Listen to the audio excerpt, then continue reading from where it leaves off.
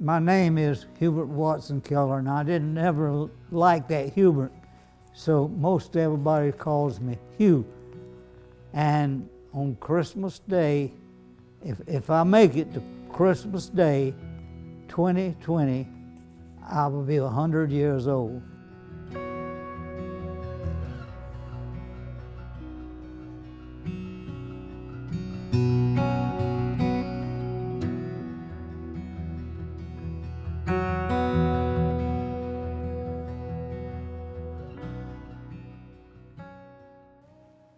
A synopsis of my life. I've lived in South Carolina all my life. I was born up in Abbeville County on a farm. And I moved around different places. It was during the Depression, and we'd go from job to job, my daddy would. And one reason I didn't like my name, because every time I went to a new school and told them I'm Hubert, all the kids laughed. So I ended up not liking that name. Then I ended up in Rock Hill, and I went to high school in Rock Hill in 1938. And then after that I went to work, and then I moved to Charleston, came to Charleston, and went to work in the Charleston Naval Shipyard. It was getting close to me getting drafted, so I didn't want to go in the Army. They drafted you in the Army back then. So I joined the Navy.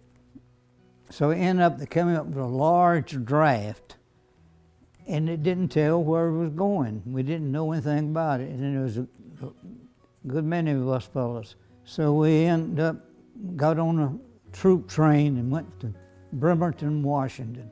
That's close to Seattle.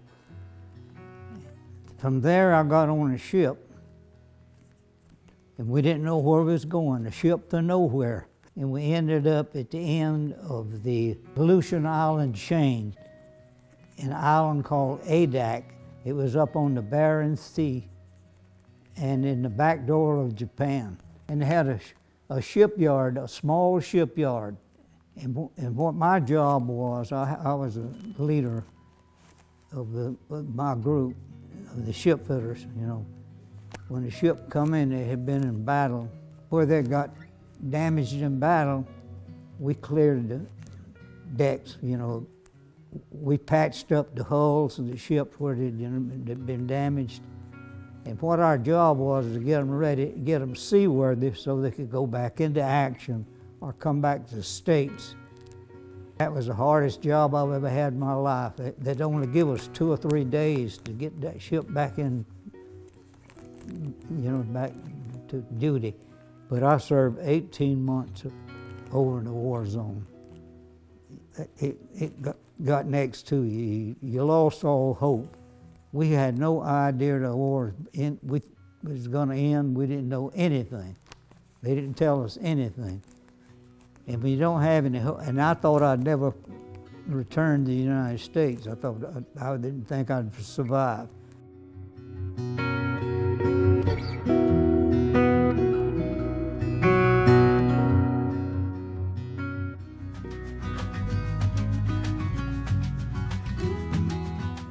When I come home, I was over there 18 months in the war zone. When I come home, all the girls I knew had married or moved away or something. And so I picked up this new crop. That's my wife and it.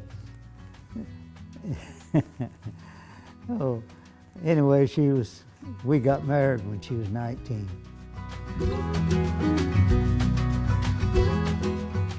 Well, in my yearbook, they wrote, "He builds for character, not fame." I don't have much fame.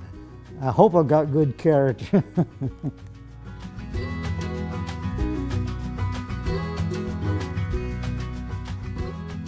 Well, I never even thought about being 100 years old. I didn't give it a thought. If you'd have told me 30 years ago, if you'd told me I was going to be 100, I'd have laughed in your face. But as long as I'm healthy, I don't mind living. But you know, and I don't have any pain. and they suffered. So the Lord's really blessed me. There's not too many World War II veterans left. You know, ones that saw action too. Some people ask me, how come you living so long? I said, well, I was born on the Lord's birthday and He looks out for me.